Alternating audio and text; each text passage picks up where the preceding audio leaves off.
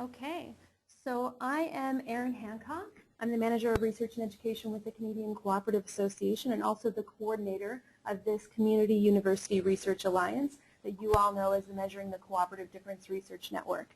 We are a network that was formed in 2010, and we have funding from the Social Sciences and Humanities Research Council until 2015 for a variety of research projects that involve people across the country, both researchers and practitioners, that are collectively trying to measure and describe the social, economic, environmental impact of cooperatives across Canada. We offer 6 free webinars every year on our research and also related topics that illustrate the cooperative difference or challenge the cooperative difference in today's case as well. And so you can learn about those at our website at cooperativedifference.coop. And now I'd like to pass it over to Catherine Kitching in just one moment, who will be our host today.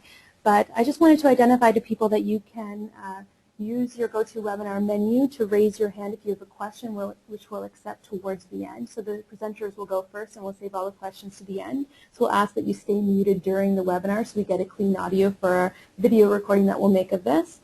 And you can also send a chat to the CCA webinar organizer if you have specific questions that you'd like written out. So thanks so much. So now I'll pass it over to Catherine Kitching. She is the academic coordinator for the Measuring the Cooperative Difference Research Network, and she'll be your host today. Catherine. Hi everyone, thank you so much for joining us today. Before I introduce our featured presenters, I'd like to start by quickly telling you the short story of how this webinar came into being, because I think you'll enjoy it. So I've been working with the MCD Research Network under Dr. Sonia Noskovic here in Halifax for the past 3 years. I've had lots of opportunity to learn about Sonia's research interests, and I've come to see how very passionate she is about the co-op principles and values that you see on the screen here.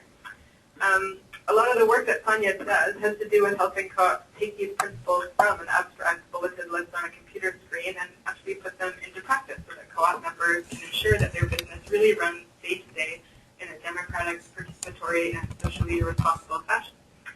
Anyhow, last June I was lucky to be able to go down to Montreal with Sonia for this big co-op research conference that was hosted by our research network and other organizations. And I just realized last night I even had a photo of the presentation, so I can really put you right there in the moment. So all the folks in this picture here are working on developing tools that help co-ops measure and assess their performance in relation to the 7 co-op principles. And I remember that after the panel was finished, I heard this very animated conversation erupt a few rows back from where I was sitting. So being the nosy person that I am, I sidled up a little closer so I could hear what it was all about. And here was this man I had never met before, and I noticed that his name tag said Ghislain Paradis of IRECUS, and he was talking very excitedly to another conference delegate. And as I listened, it became clear to me that Mr. Paradis was voicing some disagreement with what had been discussed in the panel. So I just, sorry, speed on that slide. I jumped in and I said, but excuse me, how could you possibly disagree with helping co-ops better adhere to the 7 principles? Democracy, social responsibility, open membership, why wouldn't we want co-ops to strive for that? Anyhow, Mr. Paradis proceeded to give me quite a long list of reasons as to why it might not always be a good idea to put pressure on co-ops, especially very large ones, to adhere to these famous 7 principles. I remember him saying to me, for example, what if we had a really large financial co-op with several million members? We have this principle of 1 member, 1 vote, but how could you possibly expect all these members to be in a room together? 1 million members couldn't even fit into a room together. And I thought, okay, that's a good point. And as you'll see in just a few moments, Mr. Paradis is a very persuasive speaker, and I began to think that some of his other points make good sense too. And I was at a loss for words, and I thought, I wish that my boss Sonia was here, because I know that she would have some really interesting things to say in response to Ghislain. And basically ever since that day, I've been dreaming about getting the 2 of them together in a room so they could hash it out. And so we're lucky today to have them on the phone together here with all of you. And we also have a couple of really special guest respondents from the co-op sector who will weigh in after Sonia and Ghislain have said their piece. We have John Rastakis of the BC Co-op Association and Carol Hunter of the Cooperative Group. So I think we're going to have a really high quality and interesting discussion today, and I'll remind you that after the presenters are finished, we'll have some time to open up the floor to discussion as well, and you can send your questions to Aaron in the chat window on the right-hand side of your screen there. So without further ado now, I'm going to introduce Ghislain Paradis, who's our first featured speaker. He's currently a professor at U Sherbrooke in Quebec City, and he teaches a variety of courses there, including one on cooperative management. And for nearly 30 years before that, Ghislain worked with Desjardins Group, which, as most of you know, is a very large financial cooperative that started in Quebec and now has over 5 million members and assets of over 170 billion. And Mr. Paradis held a variety of positions during his time at Desjardins, including Director of Human Resources and President and CEO of the Desjardins International Development Subsidiary. So he's also held an impressive number of volunteer positions, including being the Secretary of the International Cooperative Banking Association and sitting on the board of the North-South Institute, a think tank devoted to international development and business policies. And I just learned that Monsieur Paradis also enjoys flying airplanes in his spare time. So Ghislain, thank you so much for joining us today, and we'll just have your slides up on the screen, and then you can take it away.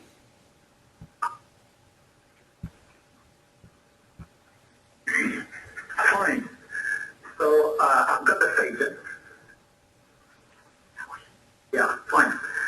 Okay, as you can see, the question is the ICA principle. Just for show or integral to success. And I would say that the large co-op don't promote cooperative value and principles just for show, for sure. They are sincere when they promote the values of the self-help, self-responsibility, democracy, and so on. The critical problems are with the principle. We all know the 7 principles of the co-op, but the main question is which principles determine the co-op specificities, the uniqueness, the difference of co-op. My opinion, it is that the first three principles are the pillars, the base of the cooperative model. Voluntary and open society, open membership, democratic member control, and member economic participation. Let's take a glance at these principles. We see that voluntary and open membership means open to all persons able to use their services and voting and so on.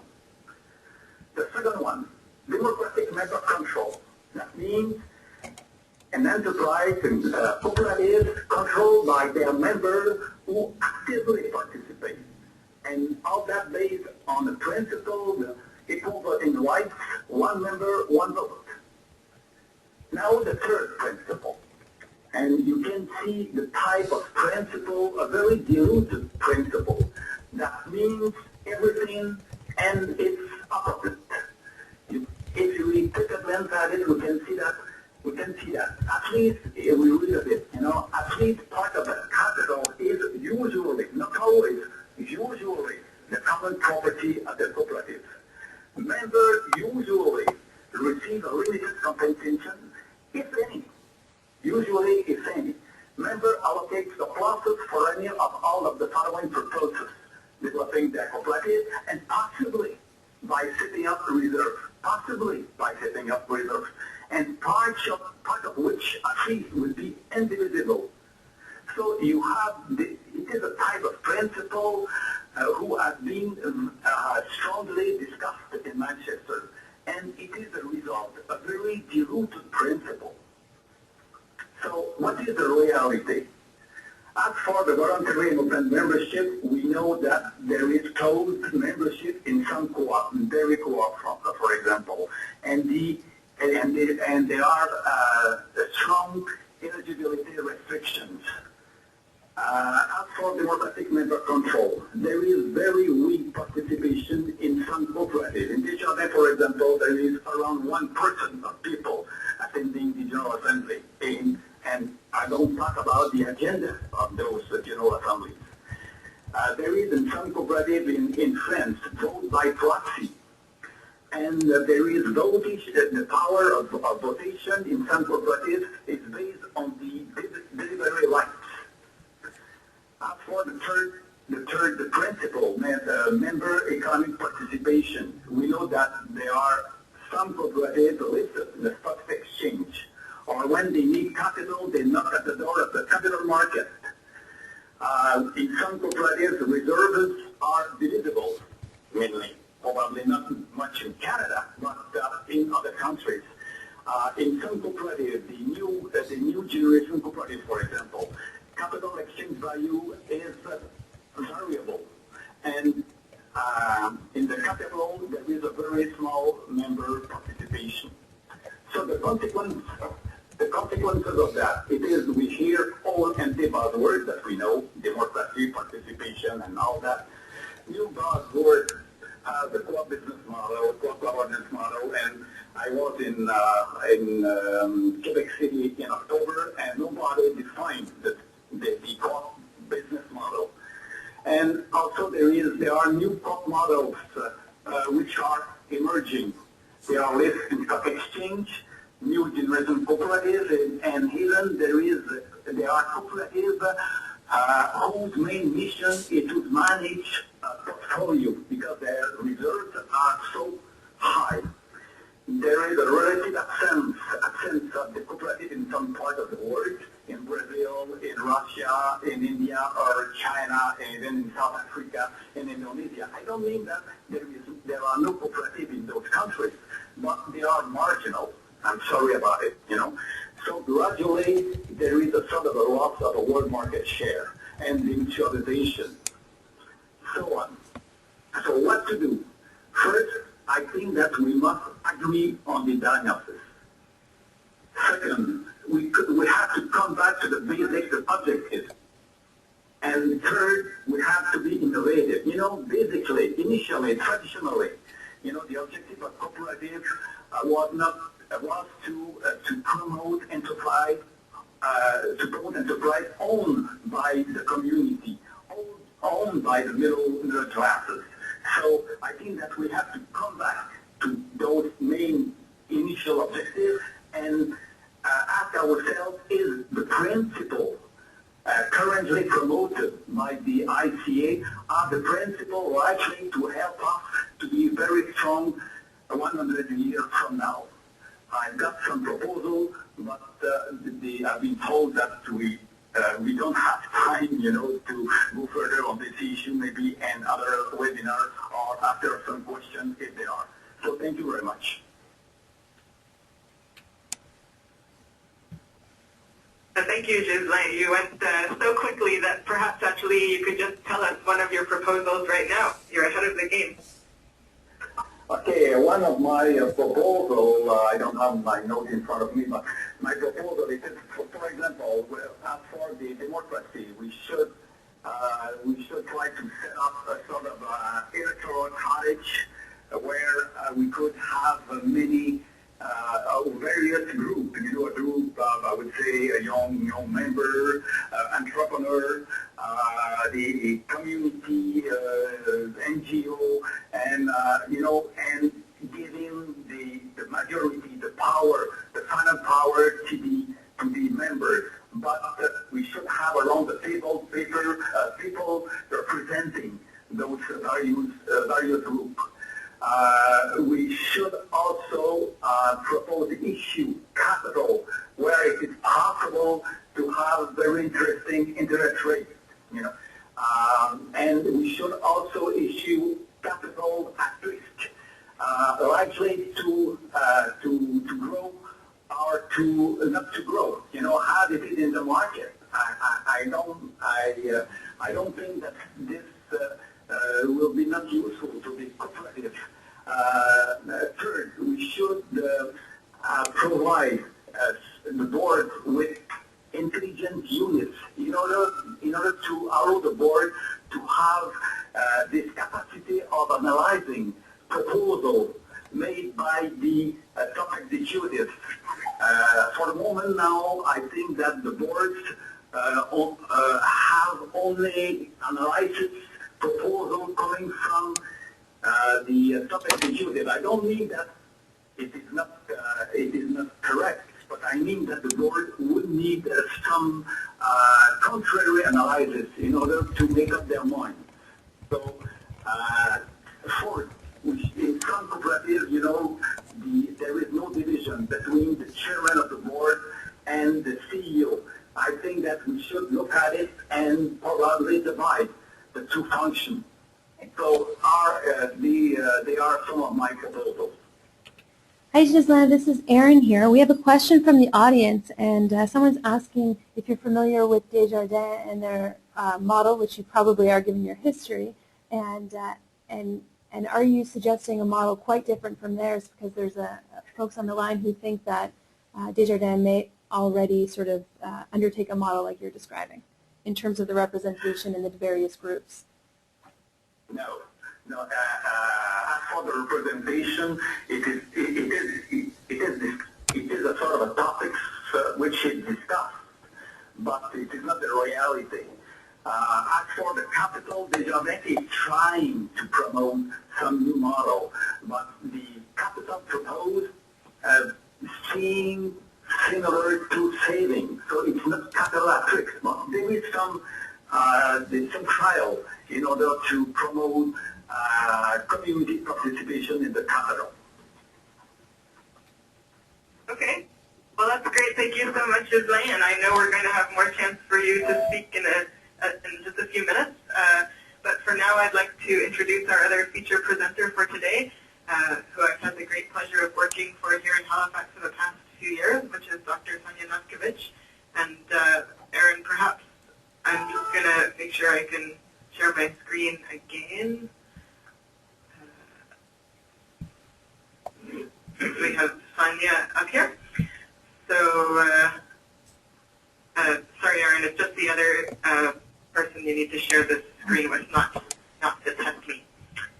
Okay, so Sonia is a professor in the economics department at St. Mary's University, and she also teaches in the Masters for Managers of Cooperatives and Credit Unions program at St. Mary's. Her research interests are in worker cooperatives, democratic firms, and employee participation, as well as comparative economic systems and the social economy. Sonia is the past president of the International Association for the Economics of Participation and also past vice president of the Canadian Association for Studies in Cooperation, or CASC. And she was a recipient of the CASC Merit Award in 2010. So Sonia, thanks so much for joining us today, and you can now share your screen and we'll have you get started.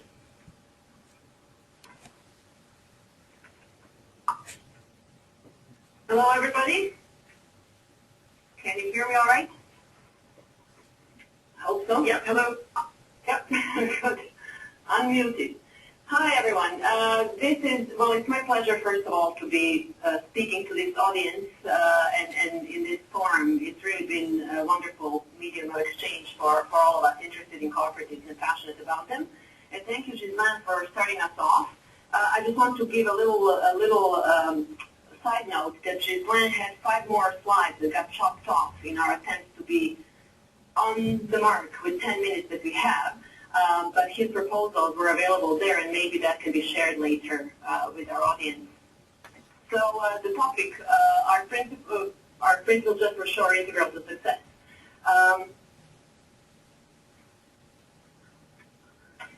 Central question for me is, should cooperative principles be scrapped because large cooperatives violate them? And I'm saying no, don't shoot the messenger. So, in my mind, what makes cooperatives unique is not just those principles, and not just those 7 principles. Some co-ops have more than 7. But it's the whole cooperative identity, the whole picture. So first of all, the purpose of a cooperative, that it's a member user controls and it benefits members, that is not investor control and benefits. The ethical values that Ghislain put up, so those are really forming the operational anchor for cooperative organizations. And then the principles as guidelines to put the values and the purpose into practice. But some cooperatives add principles because these are not strong enough, and Mondragon is in particular the one I have in mind, of course. So what is the issue? I'm saying that there is a problem with the growth and the type of growth of cooperatives. They don't enter the market large. They all start smallish. They grow and they become large, and in the growth process, they lose their identity in many instances. As they grow, the principles may become a hindrance to management, So how they grow becomes important. There is literature on basically there is cooperative friendly growth and the other kinds. The friendly kinds are network growth, spin-offs. Again, if you grow in membership, mergers, acquisitions, where you maintain subsidiarity principle, where decision-making happens at the lower instances, closer to members, versus the other kind, which is pushed usually by market pressures and scale economies. This is the capital or asset-driven growth. And in that kind of growth, we see the high capitalization requirements that then allow for capital or shifting control from member users to capital ownership. Subsidiaries, holdings that are not democratic entities, these exist. We know that they are out there in a number of large cooperatives. They may or may not be a problem, however. Mergers, acquisitions, and centralization. So these kind of mergers and acquisitions where centralized decision-making also are a problem. So how co-ops grow becomes relevant. What's at issue? Well, do members' values and needs change? If they do change from user to investor in particular, then co-ops are likely to demutualize. And many economists would say, well, so be it. It's members' right to actually demutualize. There's nothing wrong with that. No, there isn't, unless it's the other case, which is when user values remain and members feel cheated if, in fact, their co-op demutualizes. What are the principles that are a problem? Where do we see issues? And I'm using the democratic governance as a clear problem for large cooperatives. Ghislain and I agree on that these are the problems. On capitalization, if you want to maintain member user control, then capitalization becomes a problem. You have to be inventive how you do this. Open membership, again, open membership is not necessarily that membership is open, so there's some flexibility in interpretation is what I'm trying to say. It's how co-ops interpret this, and it's for a reason. I think it's about non-discrimination more than being open to anybody, but there is also, of course, a problem when cooperatives in fact design closed membership. That's violating the principle. So when member interest is replaced by investor interest, whether it's outside or insider, this becomes a problem. Is cooperative identity important? Yes, to the extent that it matters to members. Clearly, the point is used. More importantly, and less used in co-ops, I think, is that it matters to the big picture. The role of co-ops in steering the global economy, especially for those of us who were at the Imagine 2012 conference last year in Quebec City, outcomes of corporate decisions matter. They matter to market instability and the economic instability in general, ecology, income inequality, health issues, communities that are being damaged by corporate decisions and the system that we have, endangering lives, and on it goes. So it does matter to the big picture. And if we have co-ops that actually stick to their principles and values, then this steering of the global economy might in fact come to be. So why is cooperative identity important to cooperative management? Well, this is, I think, a critical point that we need to educate managers, not the boards. Yes, the boards too, but managers as well, because they have a whole toolkit of cooperative strategies if, in fact, they draw back on cooperative identity. So all kinds of strategies from pooling to cooperating to collective ownership to sharing resources, democracy through subsidiarity and representative democracy in large co-ops, obviously, solidarity and drawing back on their values, trust leading to loyalty, and there is loyalty research, particularly Daniel Cote, who does a lot of that, and a lot of innovations that in fact draw on cooperative identity. Some examples, now I'm using this from the literature, so on Desjardins, I'm particularly citing here the story about Desjardins' use of consultation and democracy in the years 2000, I believe. And again, Ghislain will know more about this, but loyalty building as well. This case study was published in the book, I have referenced it at the end, by Claudia Sanchez-Payo and Pajo and Bruno Roland. Rapport that Daniel Cotte wrote about quite a bit with their Solidarity Committee, Facilitators Network, regional meetings, and so on. So all of these are examples of large cooperatives that in fact went back to their roots in order to find solutions to their particular problems of growth or market pressure and so on. Mondragon is going back to principles. It's been criticized heavily for subsidiaries that they have, but their invention, not just theirs, but they use individual accounts for capitalization, is something that should be emulated much more with large co-ops, and it isn't. Organic Meadow is an agricultural co-op that access capital with a clear exit strategy, so even though they approached friendly funds, they actually had an end date and bought their shares back. So there are a number of strategies open to large cooperatives if they in fact want to maintain their identity. The mutualizations are happening. Again, it could be that your membership simply wants to demutualize because their preferences have changed, they want to cash out and retire, or whatever the case may be. But usually it is about linking votes with ownership rather than keeping control separate from investment, and access to speculative capital markets. That's a slippery slope where the business purpose changes. Again, there are a number of case studies on this. And capital investment is no longer a means to a different end. It becomes the purpose of the business. There is already a very good model of that, which is a corporation, an investor-owned corporation, and therefore usually that's actually where costs end up. Uneducated managers apply cooperative strategies because managers and boards must balance their interests. It cannot be that managers are taking care of business, whereas boards are taking care of cooperatives. Cooperative business has to merge interests between the two. And creating cooperative pools of capital is particularly important. Cooperating with ethical investment funds, creating individual accounts in co-ops, indivisible reserves, and Ghislain is right that many don't have them, but they should. Creating cooperative pools of capital also means, kinds of capital that in fact fit cooperative purpose and identity. So pushing regulation to understand all this, and communication with members definitely is critical. So I've listed at the end disagreements and agreements because in the end, Ghislain and I actually agree on quite a few things. Where we do disagree is that the three principles in isolation are what makes cost unique. I don't think so. I think it's the whole package on identity primarily, purpose, and values. The principles have to change because they don't work for large co-ops. I disagree with that. There's a process of how to change the principles, and yes, they are not God-given. They're absolutely evolving and changing, but it's the whole cooperative movement that has to work on that.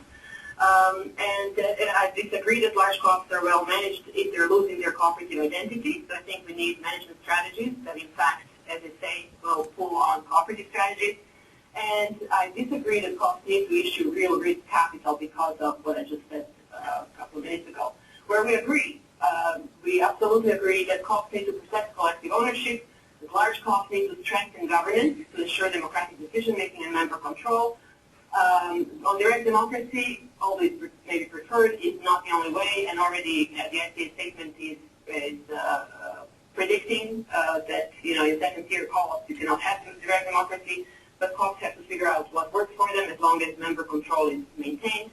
And that we agree that co-ops need measures fit for co-ops.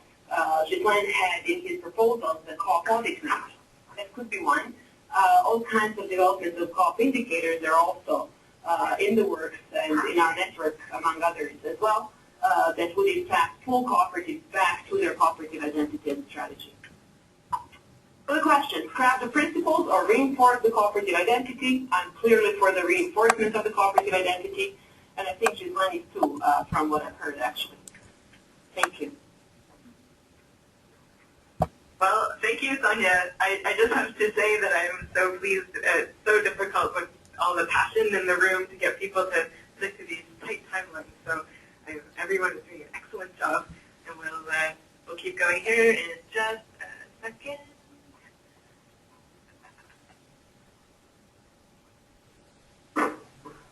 Okay, so I'll just remind remind you that in about 10 minutes we'll be able to open the floor up for discussion. But first of all, we're really fortunate that two incredibly experienced and knowledgeable individuals from the Canadian co-op sector have agreed to join us today and share their additional insight on the matters that Sonia and Ghislain have been discussing.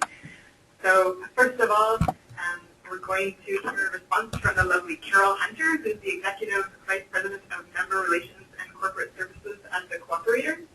As some of you on the call may know, prior to the Co-operators, Carol worked for the Canadian Cooperative Association in Ottawa for an incredible 22 years, and she was Executive Director for the last 6 of those years. Carol has also served as a board member with the Ottawa Women's Credit Union and as chair of CASC.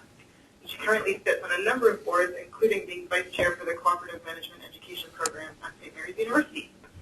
So Carol, we'll get your slides up, and we look forward to hearing your reflections on what you've heard today.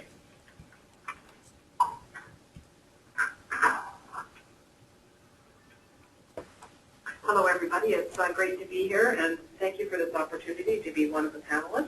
And thank you, Ghislain and Sonia, for opening up the dialogue. I'm going to focus on just 3 of the principles, but I would start by saying that I agree with Ghislain that some principles are more fundamental in differentiating cooperatives and their identity, but I would argue that all of the principles are necessary to sustain cooperative identity. So I'm going to focus on the 3 principles of open and voluntary membership, member economic participation, and democratic member control. And before I get to the first one of open and voluntary membership, I would suggest that the problem is not with the principles themselves, but with the application of the principles, and that many cooperatives, including large cooperatives, have emphasized a number of the principles, such as concern for community, and have de-emphasized a number of other principles, such as education. So I'm just actually working with John here, who's trying to show the right slide here. So I think you see member economic participation on open and voluntary membership. The first slide, John. Yeah. A number of cooperatives historically have indeed restricted their membership to certain types of members. The cooperators is no different. We have a restricted membership where the cooperatives need to be either incorporated as a cooperative or a representative farm organization operating according to co-op principles, or other organizations that operate on a cooperative basis. So membership is not open and is stipulated in our bylaws, and I would just draw the distinction between open versus non-discriminatory membership, and where organizations or individuals meet the criteria set out in the bylaws, and in my view that is an open form of membership. But I do want to focus a number of my comments on the second matter, which is member economic participation. And I would agree with Ghislain that it is integral to cooperative identity, but I would suggest that it is patronage, not contributed capital or risk capital, that is what is more fundamental to the nature of being a cooperative. Patronage is fundamental, in my view, to maintaining the user-owner linkage, and it's this linkage that differentiates co-ops, not the capital contributed by the member owners. Without patronage, the members are essentially owners only, and they will be very similar to the business structure of an investor-owned firm. The first 3 iterations of the principles, which were in 1844, 1937, and 1966, were very clear that co-ops were based on patronage. There was real apprehension and skepticism about risk venture capital, and hence the desire to have limited interest on capital and on dividends. And the policy results the view that it has to be based on limited equity ownership by the members. So the 1995, our current formulation of the principle explicitly defines member economic participation within a cooperative context, not a capitalist context. And I think that is very central to the cooperative identity. At the cooperators, we do share some of our surplus with our member owners, and I would add that our members are not participating policy holders, such as individuals of the mutual. We have 44 member organizations that are our members, and we emphasize that patronage is fundamental to how we share some of our capital back to our members, and we are very conscious, and increasingly so, not to position our sharing of our surplus as a return on investment or a return on shares. In fact, we are looking at incenting our member owners and their members to do even more business with us so that we can emphasize even more the fundamental nature of our cooperative identity, which is patronage as a key component. So the last area is on democratic member control. That certainly is one of the most discussed principles in terms of the complexity for large cooperatives, as Ghislain has mentioned. And in large cooperatives, we know that we have mostly a representative rather than a participatory democracy, given the size of our co-ops. At the cooperators, we feel that we have maintained our democratic member control, and we take really very seriously the one member, one vote. It's not obsolete for us. We have very large members, very small members, we have founding members, and we have new members. But all have one vote, regardless of their size or whether they are a founding member. We actually had a resolution at our annual meeting 2 years ago to have weighted voting for founding members on resolutions, particularly of a material nature, and the membership at large defeated that resolution. I would add that our diversity of our membership and diversity of membership in any large cooperative is very important for the democratic health of the cooperative. At the cooperators, we have grown our membership over the last 10 years, and we are more broadly representative. We have a diversity of perspectives, and control is not concentrated with a smaller number of members. And the final point I would add that the democratic health, in my view, resides with the delegate body, not necessarily with the directors. And in a representative form of democracy, it's the delegate body that really reinforce the democratic control and the healthy checks and balances. They provide the larger voice, the more diverse voice, and in my view, that's very important. So I will stop there. Thank you. Thank you so much, Carol. So we just got one more respondent to hear from now, but I shouldn't say just. It's the lovely John Rosakis, which many of you probably know as a highly energetic and dedicated executive director of the BC Co-op Association. John has also worked as a co-op development consultant in Africa and Asia, and he passionately writes and lectures on the role of cooperatives in humanizing economies. Sorry, sharing my screen there. John also has a strong interest in the Italian cooperative movement, and he helped to found a summer exchange program for students in cooperative studies at the University of Bologna. And I was particularly excited that John was able to join us today because he's doing some very interesting research right now, actually under the banner of our own Measuring the Cooperative Difference Research Network. And he'll tell you more about it, I think, but basically his research team is looking at a couple of very large consumer co-ops in British Columbia and investigating how their size and how their organizational structure is influencing their behavior in terms of how cooperative they really are. So I'm really interested to hear what he'll be able to add to this discussion in terms of his preliminary research findings. So welcome, John, and thanks so much. Oh, hi, thank you. I'm just going to, I think, offer up some general comments, just my own thoughts around this question. And first, oh, can everybody hear me okay? Yes. Right, okay. So the main point, I guess, I want to address is this question of whether the ICA principles are just for show in large co-ops. And I think my very strong sense for that is, in most cases that I'm aware of, even in co-ops that are having a challenge in terms of interpreting and implementing those principles, they are very rarely just for show. That the experiences that large co-ops do care about them and do pay attention to them, but the question has to do with the difficulty in applying them when you get beyond a certain scale. And the challenge then of co-op scale are universal. They're universal in co-ops, whether there is a passionate leadership that's devoted to the co-op principles and to the co-op history and so on like that, just as they are in co-ops that don't have a strong movement sort of sensibility and a strong sort of mission-driven orientation on cooperation. In both cases, the challenge around scale remains. And so I think that what is going on in these organizations is that the cooperative form has moved into a threshold or into a terrain that it hasn't had to deal with at this level and this complexity before. And the complexity and the scale has to do with co-ops having to reinvent and rediscover and recreate a sense of association and mutuality at larger and larger scales.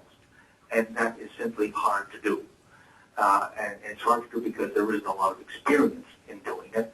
And co-ops are in a lot of ways breaking new ground in terms of organizational design, governance structures, associational issues regarding membership and large bodies of people coming together around mutual goals. These are things that co-ops are having to reinvent and recreate as they learn how to operate as co-ops on large scale. So it's just inherently difficult to do. Now, how these issues are addressed really varies from co-op to co-op. And so the question of whether their principles are just for show or whether and they're just a convenience or whether they are taken to heart and actually worked on really does shift from one co-op to the other.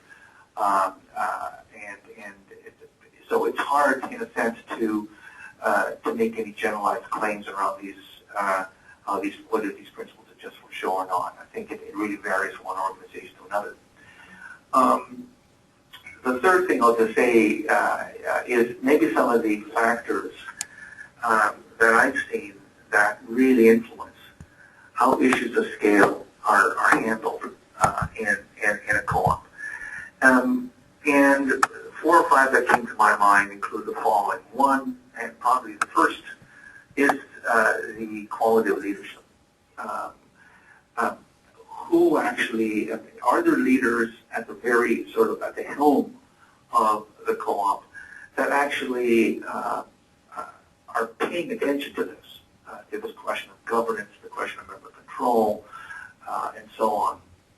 And how are they learning and how are they interpreting their role as leaders in terms of addressing this issue? That is absolutely fundamental in terms of the orientation of a large co-op and its relationship to the principles. And so the quality of leadership is essential, and which raises a range of other questions, which include where does the leadership come from? How is the leadership recruited? Once you have leaders in an organization, whether they're CEOs or senior managers or directors of co-op, large co-op, how are they trained?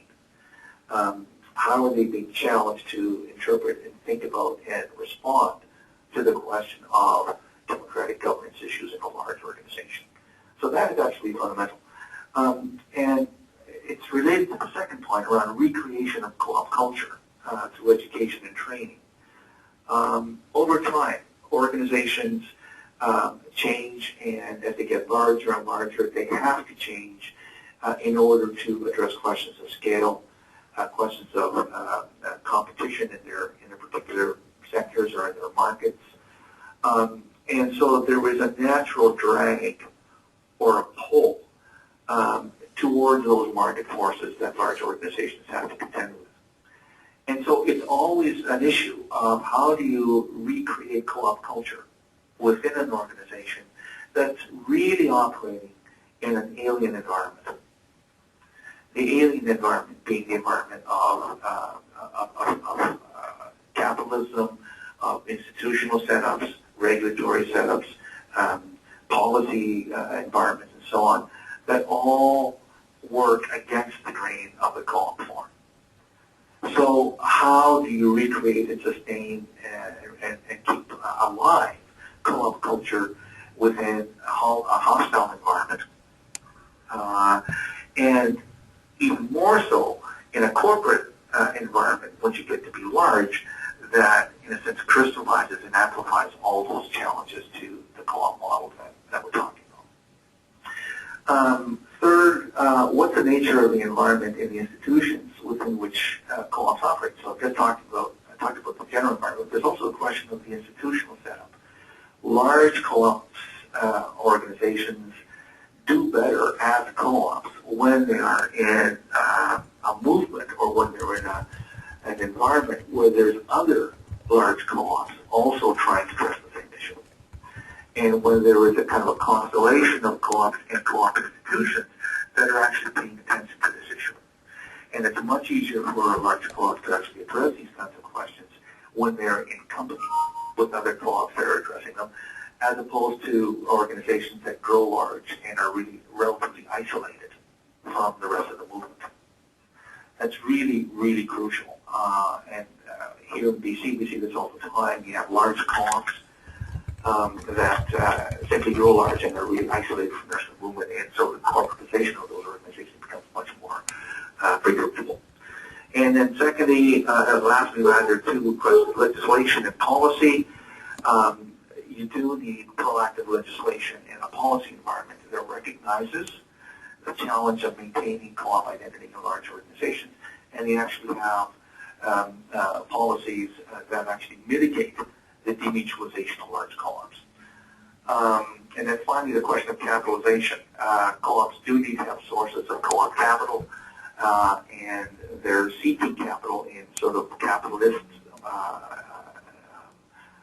capital markets really does amplify that drag away from co-op values towards sort of corporate capitalist influences in the organization. So, and I'll just end on this. It strikes me that those large co-ops that have actually gone to capital markets, stock exchange and so on, that to raise capital to do what they want to do, have already ended up in that kind of anti-co-op place before they make that decision and sort of go to the stock exchange and then eventually demutualize. Those cultural dynamics that undermine co-op culture in the organization have already taken place far before they end up going to stock market to access capital and then demutualize as a result. Thank you so much, John. I'm keen to get going on the discussion because I know that Aaron's got lots of questions and comments pouring in. So please join me, I guess, in silently but enthusiastically thanking all of our speakers and presenters today. And we're really grateful for the time and energy they put into this. And now I'm going to hand things over to Aaron. Aaron, you can put my screen back up if you like, and we'll have some discussion.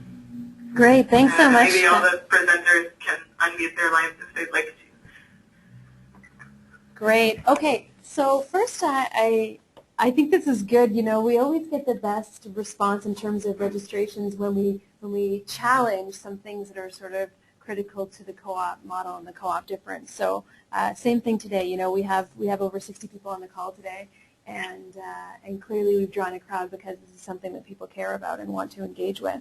So I wanted to start just by sharing a comment from Tom Webb on the East Coast, and he made this comment during Sonia's presentation, and he said, one of the problems of demutualization is that the capital of generations is appropriated for present members and future members, and the community are denied access. So I wondered, Sonia, if you wanted to respond to that, or if we just leave it at that. Well, we can just leave it at that. I agree, absolutely. Okay. Absolutely. Thank you, Tom, for your comment. I'd like to let everyone know that there's a function on your menu that allows you to raise your hand, and at that I'll call on you, and then you can unmute yourself and ask your question to any or all of the panelists. But I'll call first on Frank Lowry. Frank, if you wanted to unmute your line and introduce yourself first, and then give us your question.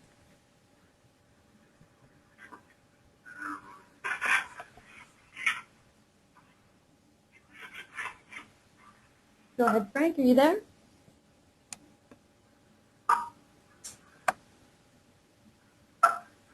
Okay, that's okay. We'll come back to you, Frank. We'll go over to Lily Ng. Lily, did you want to introduce yourself and offer us your question? It's star 2 to unmute.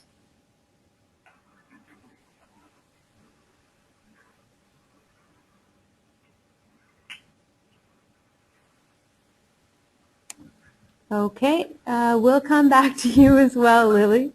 Do we have Rajan? Hi there. Is that Frank? Yeah, it's Frank. Sorry, I have a separate mute function on my phone, so I was muted on my phone and muted with your two, and so I had difficulty unmuting myself. That's okay. Thanks, Frank. Can you start by introducing yourself to everyone? Sure. My name is Frank Lowry, and I'm Senior VP, General Counsel, and Corporate Secretary for the Cooperatives. I work for Caro, and I've been with Cooperatives for about, I guess, 27 years now, and obviously in the co-op sector. And one of the things that has sort of intrigued me about this question, I come at it from the legal side, but one of the things that's intrigued me about this question is that it's almost as if in the cooperative world, as co-ops grow larger, almost as if the mentality of the people who are around the co-ops change. And this is the mentality of management, sometimes of boards, sometimes of owners, and it's sort of the basic principles are lost. And I know in a couple of countries in Europe, like Italy and I think in Spain, they have different legislation applicable to different types of co-ops. So for example, if you're a co-op that follows the true form, and what I would define by that is a co-op that contributes the residue of the organization, if it ever ceases to exist to the co-op community, you'll be governed one way. If you want to participate in the capitalist marketplace, you'll be governed differently. And my question was to the presenters, what do you think about a framework like that being applied in Canada?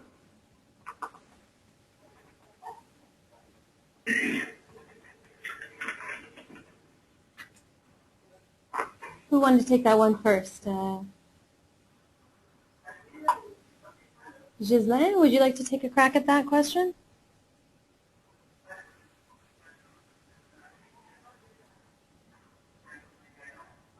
Sonia? Yeah, do you hear me? Yes, Ghislain, go ahead. Okay, so it is an alternative, to propose this different legal frame, in order to permit or to allow people to set up the type of cooperative they want to set up. But I don't think it is, I don't spontaneously say, I don't think that it is an issue. The issue is to have in mind the idea that we want to have in the community counterpower, a power owned by the community. So how do we proceed in such an specific environment in order to favor, to stimulate, to trigger a movement in order to improve, to create this type of an institution? And for sure, if there are some people who would like to stay loyal to the traditional legal cooperative framework, I don't have any problem about it. But with this framework, on a long-term basis, it will be impossible to set up very important cooperative in the future. And gradually, in countries where... Hi there, does someone have construction happening in the background? If you can just mute your line. I know a couple of you that are getting your kitchens renovated, so I don't want to have to identify you. Okay, Ghislain, I'll just give you another 30 seconds to wrap up. We've got another couple questions. Okay, I will finish. For example, 20, 30 years from now, or 50 years, China, India, Brazil, Russia, South Africa will be the leader of the world, with U.S. and Europe for sure, but will be also part of the leadership of the world. And if we go on like we are now, cooperative will be a very marginal stakeholder in those countries. So that means that worldwide we will become very marginal. While now in Canada, in the U.S. and Europe, in Scandinavia, we are quite strong. Thank you. Thanks, Frank. Thanks, Ghislain. Okay, we have got time for another question before we come to an hour. So we did have one comment I'll share with you from one of our participants who said they identified Desjardins in particular, but I know I've heard this with lots of different co-ops that are sort of have these broad networks, and they said that lately it's been challenging. Desjardins has not been so good about creating consultation with its members due to closing many of the case locations in small communities without consulting with its members. So members were told about the fact, not consulted, making them think that Desjardins is becoming more like other banks. So that was a comment. Maybe I'll leave it anonymous. And we'll move over to Andrew Eisen. Can you press star 2 to unmute yourself and introduce yourself? And we've just got a couple minutes left, so your question in brief, please.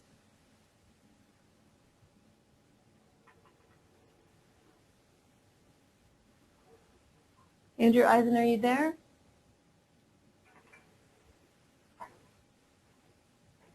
Okay, Andrew, you'll be next. Let's go to Kevin Morris. Kevin, can you press star 2 to unmute? Give us your question in brief. Yes, go ahead. Oh, sorry. Okay, Andrew, we'll start with you. Go right ahead. Can you hear me now? Yes, go ahead. Go ahead. Okay. My name's Andrew. I'm on a weird phone right now, and it's kind of being weird to make it work. But I'm working with a group in Guelph, and we're starting up a food cooperative. But our intention in growing is, and we're setting this out right from the get-go, right from like starting very, very small, that we don't intend on ever becoming a very large co-op, but we don't intend on closing our membership either. We actually intend to, over time, there's a certain point where we intend to transition into a network of co-ops. And the way that that works is as we grow, we try to equate the level of investment in an area to the proportions of our membership existing in that area. And so then it's a cleaner thing later on when we actually can allow separate areas to form their own co-ops, that then the original co-op can transition into a secondary co-op. That's great. That's a great way to keep the decision making local. Thank you, Andrew. That's a great model. Yeah. So I was wondering about thoughts about that. Thanks. We have. I'll mute myself now. Thanks a lot, Andrew, for your question. We are approaching our hour mark. Do we have a quick response from any of the folks on the line? What we'll do is we'll close it in about 30 seconds, and then if people need to leave within the 1 hour, and then what we'll do is we'll carry on with further discussion for those who want to stay for an extra 10 minutes. So any quick closing comments or responses from any of our presenters? No, that's okay with me. Okay. Yeah, I'll just add that I think it's fantastic that they're aware of what they want to do from the get-go, and this will be, who knows what time will bring, maybe change down the road or not, but at least they're aware of what they don't want to happen right now, so that's fantastic. Excellent. Okay. Thank you very much, Sonia, and thanks to all of our presenters, most definitely for engaging in this debate. This is what keeps us self-critical. It's nice that we have champions in the sector, people that really believe in the principles, but it's also important that we carve out this space to be able to challenge what we're doing and seeing if our practices really match what we preach. So I appreciate the presenters for being brave and engaging in this too. We did have a question, will the slide decks be available? And yes, they'll be available later today at cooperative-difference.coop. And I did also want to mention that the Canadian Cooperative Association has a free online orientation program that anyone can access at thecoopdifference.coop, no hyphens. And because it was brought up so many times about making sure that the managers as well as the board are trained, that's one way to expose people who don't necessarily have a co-op background to that. So I want to thank everyone. I'll close it now. We'll keep it on for another 10 minutes for those who choose to stay. Thanks so much, and we'll look forward to having people attend again in the fall for our fall webinar series.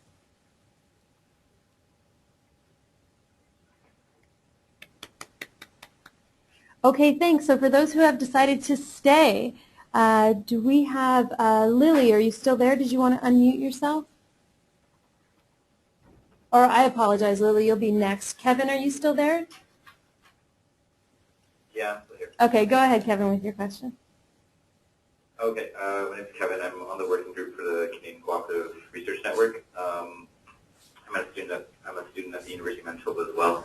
I guess just to build on Frank's question about some cooperatives are more stringently follow the cooperative guidelines, and those are usually smaller cooperatives, and then larger cooperatives sort of shed some of the principles because they're not pragmatically efficient for how the cooperative operates. Most large credit unions, for I'm just wondering, and this might be really hard to manage, but would it be good if the ICA had some sort of audit procedure or some sort of standardization that, like an official seal of approval saying this organization is a cooperative, this organization is a cooperative, but my certain principles, something to that extent?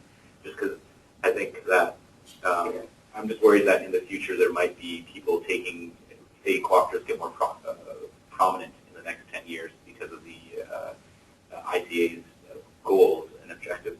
What if some organizations start taking advantage of that and calling themselves cooperatives when they aren't actually cooperatives, and the general public doesn't necessarily know what a cooperative is? Who would like to start with the response? Thank you, Kevin. Carol? Can I just respond to that? Yes, please, John. Yeah, the question of having kind of third-party authentication of co-ops, whether they're sort of bona fide co-ops or not, it's a good question, and it's always been in the mix. A lot of jurisdictions have that written right into their co-op legislation. A lot of ministries in various countries have a responsibility, sometimes known as a registrar function from government to make sure that co-ops are operating as co-ops should. And this is really tricky. It's a double-edged sword. On the one hand, you do have kind of a sort of a third-party sort of oversight to make sure that co-ops aren't being, or that the form is not being manipulated and misused, which it often is. But on the other hand, what you find over time is that it's these very overseers that end up misusing and manipulating the form. That government officials, bureaucrats responsible for sort of governance over and oversight of co-ops often end up usurping co-op autonomy and independence from government simply because they become extensions of bureaucratic power. And that happens all the time. So that's a problem. And I would say it's probably, in the net effect of it, more damaging than good. And then on the second part, around ICA playing this role, that too is really difficult because ICA simply doesn't have the capacity to provide this kind of oversight at any kind of a meaningful level for at the level where co-ops actually operate on the ground. You'd have to have this huge bureaucratic structure for ICA to actually implement that kind of a function. And I don't think A, they're interested in it, and B, whether they can possibly do it. The best way of doing this is within the co-op movement itself having capacity to have this kind of third-party oversight function on co-ops in the system. And that's currently what's going on in places like Italy, where the co-op federation, Lega Co-op, for example, has a responsibility for providing oversight and monitoring of its own members to make sure that they comply with co-op legislation and principles. Thanks very much, Kevin and John. Okay. Do we have Lily there? Lily, are you still with us? No, okay. So we did have a couple comments. Leslie Brown commented that in St. Paul, Minneapolis, there's a group that actually works in the same way that Andrew was describing how they've modeled their, how they're modeling their co-op in Guelph. And also a question from Tom Webb. This will be our final question today, and we'll make sure that everybody has, everyone will receive a message after the webinar so that you have contact information and further details so we can continue this dialogue offline. But Tom Webb asks, what would happen if cooperatives that made their reserves indivisible and returned to the cooperative movement upon dissolution got a tax credit? So I don't know if that's a question or more like Tom's wish for the world, but the suggestion and the question is about if in fact, you know, in a realm of demutualization that we're starting to see, what if people had this incentive to in fact dissolve the credit union or the co-op and put that money back into the co-op movement, and that there would be a tax incentive for that? Any comments from the panel on that? Yes, I would have a comment. You know, the indivisibility of the reserve is very easy to be accepted when the reserve is constituted by, I would say, benefit coming from the past. But if it is benefit or profit, if I can use this word, coming from the last 10 years, the last 5 years, I'm pretty sure that the members, I would say in small cooperative or medium cooperative, you know, will not accept. You know, how many people amongst us would like to invest, I would say, $30,000 in a cooperative without expecting any substantial yield? So it is the issue, and I think that, and while we all know that this indivisibility of the reserve is the main issue for the sustainability of a cooperative on the long term. Thank you, Ghislain. Any further comments from the panelists before we close today? Carol or Sonia? Well, I just would like to add one little thought that the cooperative movement, so you know, cooperatives in Canada, if that's who we're speaking of, need to really jointly push the government. And this, you know, at the time when the tax just got removed for the cooperatives, the credit unions, so we're, you know, living and operating in a hostile environment, and it has to be a movement-wide push for an understanding of what cooperatives are about and how tax incentives can in fact be used for the benefit of communities ultimately. So there's a lot of work to be done, but it has to be, I think, a collective effort. Thanks, Sonia. Carol?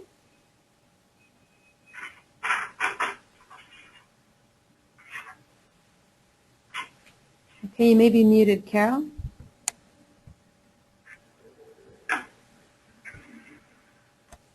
Okay. So I want to thank everyone. We've had a good discussion, good debate today, and certainly a lot for us to take home to our co-ops, to our board tables, to maybe our dinner tables, and I hope that we can continue this discussion and continue to challenge, you know, our principles and how much we actually employ them on a day-to-day basis. So, and thanks to all of the Sorry, folks. Erin, I was still muted when I was talking, and I realized. Sure. I would just conclude by saying it really is an important dialogue, and I thank you for putting this out in a webinar. I think we really do need in our movement in Canada and globally a movement-wide conversation on the scale issues that John Brisakis mentioned, and I think that all co-ops really need to reflect on their own cooperative performance and identity and start to develop their own internal performance metrics and conversations with their boards and their senior managers and their members on how they can really operationalize all those co-op principles. Thank you so much, Carol.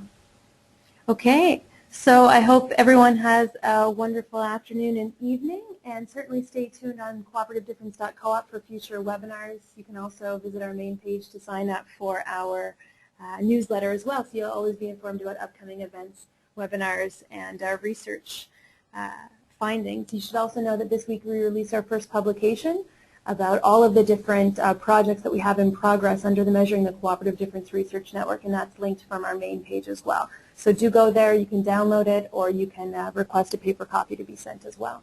Thanks everyone. In cooperation, take care.